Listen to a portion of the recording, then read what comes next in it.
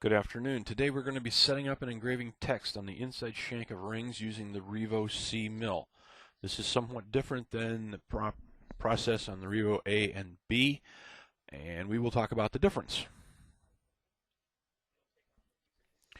Here we are in Matrix, and I went in and used the Signet ring builder up here in the builders to create a very simple ring that's about 16, 18 millimeters wide and long. Nothing too awful fancy. Now, I'm working off a size 11 3/4 US ring rail as a man's ring, as a relatively representative size. It happens to be the size of my ring finger on my right hand. The difference between the Revo A, B, and then the RevoC systems are that the A and the B can mill here in the lower 1/4 of the shank, say from about the 4:30 to the 7:30, 8 o'clock position. That area is almost impossible to reach with the RevoC mill. What the C mill gives us is the ability to get in here on either side of the 9 o'clock and 3 o'clock positions. So if I go and draw in a couple of sets of curves, I'll show you what I'm talking about here. To more clearly illustrate what I'm talking about, on the A and B model mill, you can mill between these two lines with good success. Get further up here, you're going to lose detail on the image that you're trying to put in there, any kind of font, whatever, and it's gone. Likewise, on the C mill, you can work in the two areas here on the shoulders within about those spans of range, and if you get down further you start to lose detail, and up here you're starting to conflict with where the shank rolls over on itself and make it very hard to get in there and cut that. So having said that and shown you where those are at, let's go ahead and lay this out for the RevoC. The method I'm going to show you is one that Jill Wiesbrought piloted here way back in Matrix 4. It's manual, it's very physically intensive work, but it gives you the best control of what you're trying to do. So what I'm going to do, I'm going to work here in my looking down view. I'm going to use my U01 layer, and your text is in your solids under the text icon. We're going to put in some text. Now, whenever you're working in here in this area of the ring, remember that block letters come out better, bold letters come out better. The fancy filigree handwriting fonts don't work well, and follow curve does not work in here at all. So we have to do a Boolean difference or a Boolean addition, and since it's on the inside of a ring, it's definitely going to be a Boolean difference. We want letters that are sunk into the surface of the shank. One of the things that people don't know about the way Rhino works here in Matrix is once you put in some text, you can come down here and highlight Arial, and then I can either use the down arrow, which is boring and slow, or I can use the down arrow on my keyboard, and I can scroll through and see different representations of the same text. Now, I like Arial rounded MT bold in here for just plain old numbers and letters because it gives you that nice engineering stamped look. It rounds out the corners, just has a nice finished professional look. But as you can scroll down through here, you can see some text that's going to work great, some that don't. This is a serif text. The serif means that it's got these cute little pip marks on the ends of the T's and the E's and the X's. Serifed fonts are very pretty and very easy to read in printed pages. They don't mill well because those serifs are very, very small, and you may be getting down to where you're smaller than the width of your cutter. When you get smaller than the width of your cutter, you don't get anything. It just avoids cutting there entirely. So I generally stay away from serifed fonts. Some block texts like this Bauhaus 93 are so blocky that when you use them, you can't read them very well. The M particularly would not look good. So this is something to take some time playing with. You monkey around with, and you learn some different fonts. One of the things that I've done in the past is I've made a font sampler, very similar to what a quilter does. I've printed out the name of the font in the font itself on a piece of paper, and then I can sit there and sort through them and find the fonts that I know are going to look really good. Here's a serifed text, Bookman old style, but the serifs are large, they're blocky. This would work, this would look very nice on the inside of a ring.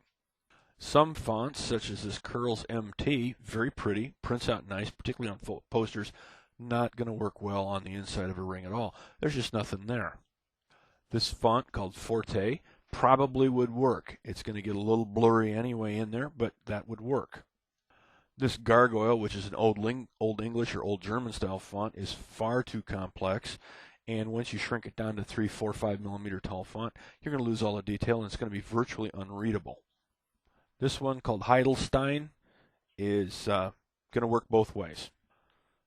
So have fun, scroll around, take a look at your different fonts. This is Stonehenge, looks great on the outside of the ring, doesn't look too good on the inside.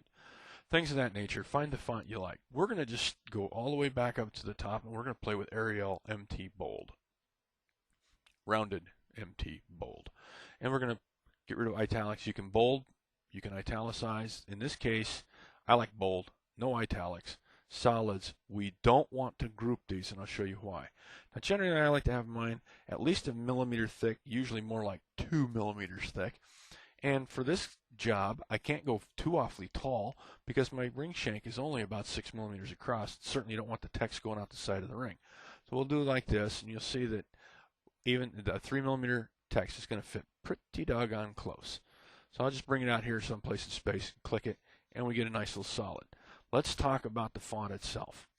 A well-made font, and usually TrueType fonts fall in this category, but others also, will have vertical and horizontal alignment marks on the letters themselves. Those are actually useful in setting this thing up. So what I'm going to do is I'm going to grab my entire text, and the first thing I'm going to do is I'm going to come up to my utilities, and I'm going to click center. And I'm going to center it in all three axes. This puts it right on the letter, right on the center line of the ring, and I'm ready to go. Looks real good. If I turn my green layer off, you can see that basically we're real close to center line. There might be a little bit of movement around. We don't really care too much. That's great. Now, for a RevoC mill, we want to put that here on the inside and on the inside here. To do that, we're going to have to flip these up. So I'm going to put the word sum on this side, what we call the left side of the ring, and I'm going to put the word text on the right side of the ring. So to do that, we have to grab the word sum, and I'm going to just use my good old rotation tool, come up here in space on the line, and I'm going to rotate that by minus 90 degrees, which rotates it clockwise. Then I'm going to grab the word text, and I'm going to rotate it the opposite direction. So I'll do the same thing, come up here, and I'll say rotate by 90, a positive value, and we flip it around. Now, even though it's 4 letters, they're different length, and that's because the font, some of the letters in the case of the word sum, O and M and E are large letters, and T and X are smaller, narrower letters. So you're going to get different results. What we're going to do now, I'm going to change the layer on one of those. I'm going to change that to the blue layer so I can turn it off and see just the word sum. Now, we want that on the inside of the ring shank. So what we're going to do is turn the ring back on, and we're going to do some centering. Oops, that's not good. There we go. We want to grab just the lettering. Now I want the lettering to go in about a millimeter into my ring, right about there. It's actually a little more than a millimeter, pretty close. And then I can bring it up. It should still be centered. We come over in our side view and take a look. What we're going to do is we're going to turn off our grid snaps, and we're going to manually drag that S up until it's centered. That's pretty good. It's just about at the dead center of the ring. If I come out and look at it in perspective and turn this to a plastic, you see that there's the letter, and it sinks into the surface, which is what we want to do with it. It's a bold letter. It's solid, blocky. It's going to look really good inside the ring. Here's where we get into the really mechanically intensive part of this process. What you want to do is over here in the side view, you want to eyeball the distance between your letters. And here it's it's under 0.5 millimeter, maybe a quarter or a third of a millimeter. First thing we're going to do now is remember that gap. And we want that gap here where the letters penetrate into the ring. And what we're going to do is we're going to take the S by itself. We're going to come up and get our rotate tool, come over to F4, holding down our shift key, come straight over and grab the S, and then we're going to move the S up out of the way. You see now the S is following the arc of the ring rail. Then we grab the O, and in the side view, we're going to move the O until it's centered. Again, we have grid snap off. Now the O is centered. And we perform the same rotation. We grab our rotate tool, work off F4, hold down the shift key so we grab it straight. And now we come up, and you'll notice that to get about 1/3 of a millimeter gap between the letters right at the surface of the ring, the tops of the letters are going to bump into each other. No problem. We don't care about that. What we do care about is down here. But you'll also see that we're running out of space already. So we've got to grab those guys and F4 both of them, make some more room. Move the M up. Same process. We find the M, we take the M to the center of the world close enough, and now we rotate it with F4. And we bring him up.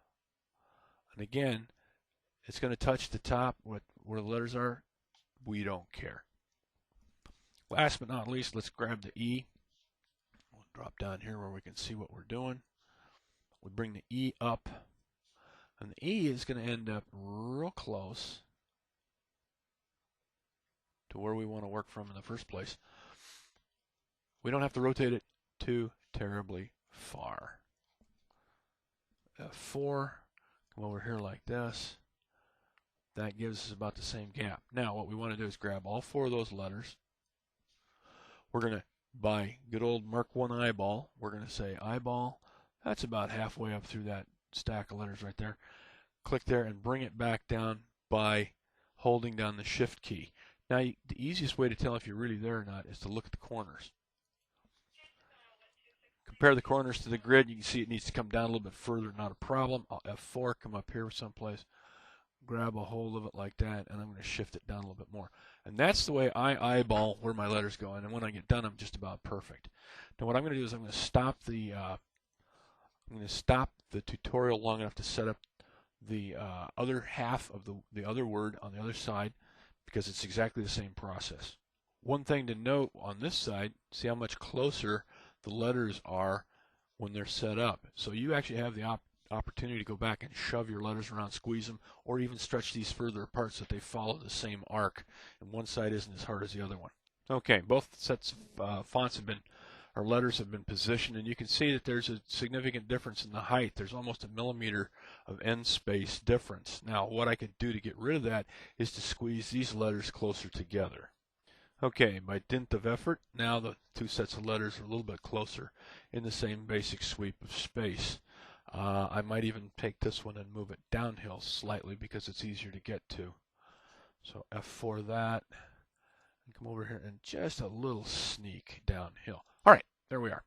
Now, it says sum and it says text. And I like to do it this way so that if the ring is laid down on a desk and then looked at, you can read it, or if it's upside down, you can't read it. And you don't read one letter, one word, and not the other. You read both, or you read neither one. To do this, we do this on the base fixture, which means we're going to have a support down here, and we're going to have the ability to come in on all these sides and clean that text up. Let's talk about how to do that. Well, first of all, we've got a Boolean difference text out of the ring. Everybody here should know how to do a Boolean difference, but that's in Tools. We come up here like this. We go ahead and grab our ring, and of course, what's the very first thing you always do when you get ready to do something like this? Make sure you job bag that thing, because sure shooting, Booleans is going to eat something up, and you're going to be going, oh my gosh, I got to do it all over again. Put those in there. I like to use one by one, and if I can keep from using forced Boolean, I do. We'll go ahead and try to do the Booleans. Boom, boom, boom, boom, boom. If it's a good font, you get a good Boolean, and notice how nice and deep it is. Now you can see that's not so cool. That's why we don't want the letters so close. So we undo our Booleans, and we'll end up having to move those letters back apart. We must be living good today, because I went back and redid it and did both sets of letters, and look at that. That's nice and sweet. That's exactly what we want. Sometimes tech white's also a very great way to look at things, particularly on the inside of the ring where the lighting details are kind of strange. Sometimes that's the best way to do it. Now, the reason I did a big blocky text like this is we're going to be cutting in at this angle, and also from over here and over here. And what happens is you can't cut straight into these holes, so you're going to get a V-shaped cut, and it's going to look very much like it was struck with a metal die. So we immediately job bag everything, and we set this up to be a base fixture job. All right, to make this a base fixture, now that we've saved it off, we go to Builder, we go to our RevoC, put the model in the box, just like it tells us to do.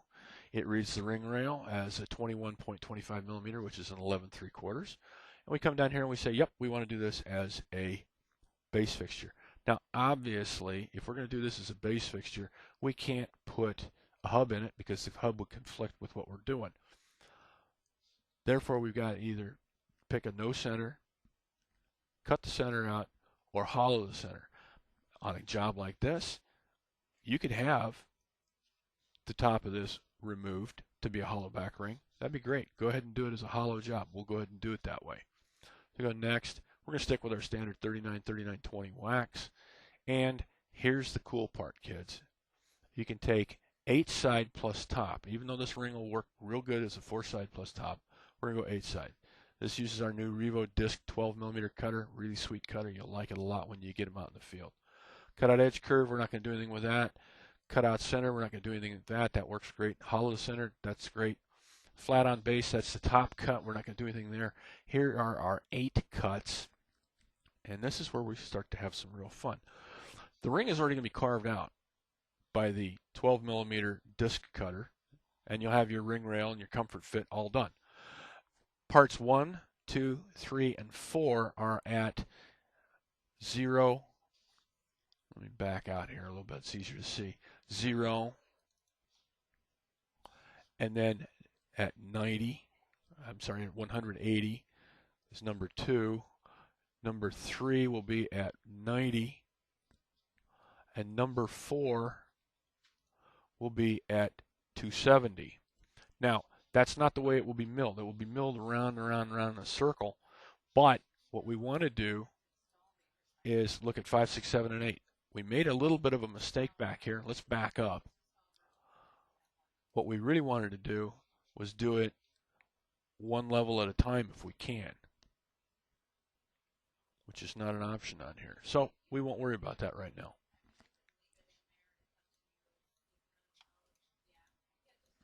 What we're going to do is go down to 5, 6, 7, and 8. These are the 45-degree angles.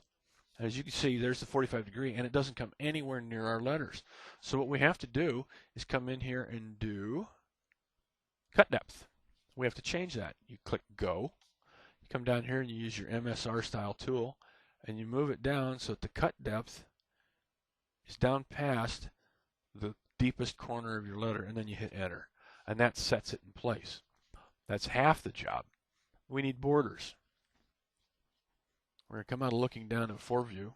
We're going to put in a manual curve border, and we're going to show our font. Here's where ghosted or even plastic is nice, because you got to go, oh, which set of letters were I working on?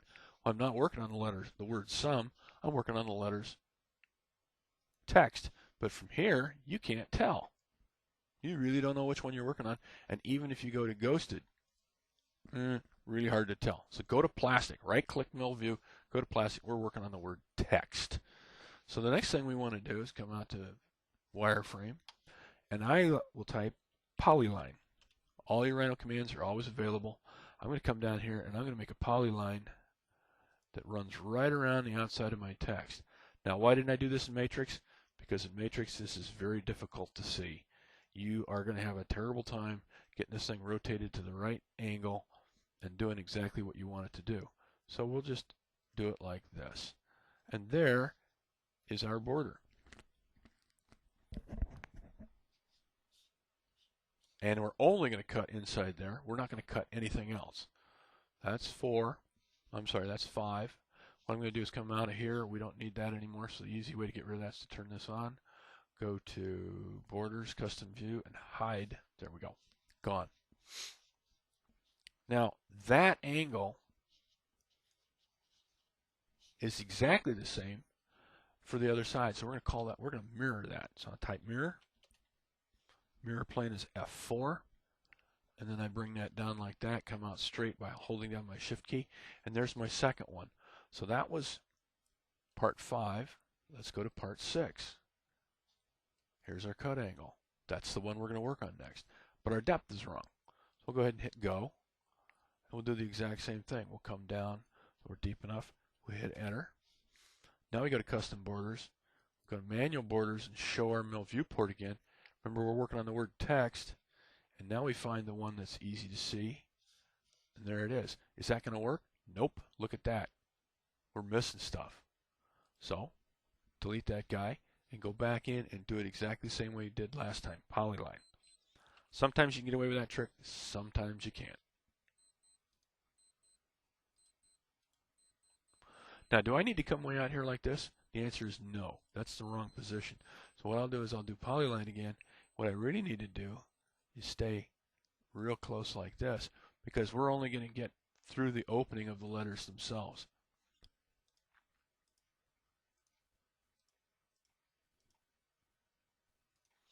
And here we come, on up and around. It's a little sloppy, but for the purposes of the tutorial, we don't care. Now, you keep doing that on all 4 sides. That's 5, 6, 7, and 8. Okay, here's a cute trick that works really cool with fonts. If we go and show our mill view, and here's our word sum. Let's go to plastic. Now, if I go underscore, which is shift underscore dupe edge, and hit enter, I can select edges to duplicate.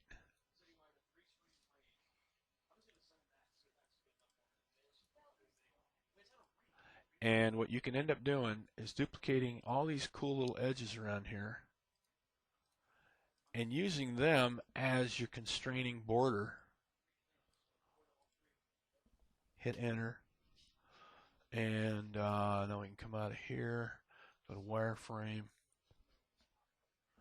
And what you end up doing, you could have done this back in Matrix, but you end up using those for your borders.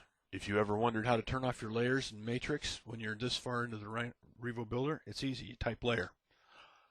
Here are all your layers. That's a metal 01. I turn that off, and oh my gosh, I'm missing some of the letter S. So I turn that back on, and I can come back in here and I can underscore dupe edge again. And I come in and I hit that one. Now I can go back and turn off my layer, and I can see which edges I've got and which edges I don't. I don't need that curve. That's a bad one. Grab these guys, and then I can type the word join, and it says I've got 3 closed curves. Well, that was a closed curve anyway, so that's why I got 3 more closed curves. Now I can grab all 4 of those, put them in here, and I can use those as my border. Click there to get out of the layers. Oh my gosh, I can't see my layer, so I'll come back. Turn it back on. Easy enough to do. Now that we're done with that mill viewport, let's go ahead and do the same thing with part 8. Now here I've already done the part 8 angle, and guess what? I've already got the same borders. They didn't move. They didn't go anywhere. Makes this job real easy. If I go plastic, there are my borders again. One of the ways I can grab them is just drag over the top of them, throw them in there.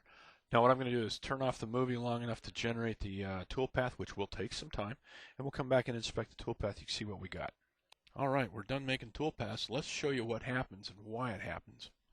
There's our cutout curve. You're used to seeing that on the base fixture by now. Here's the initial cutout for the center. Knocks out that little beer keg. Get rid of the excess wax. Here's the hollowing, which on this one is very simple. It just smooths up the inside of the wax.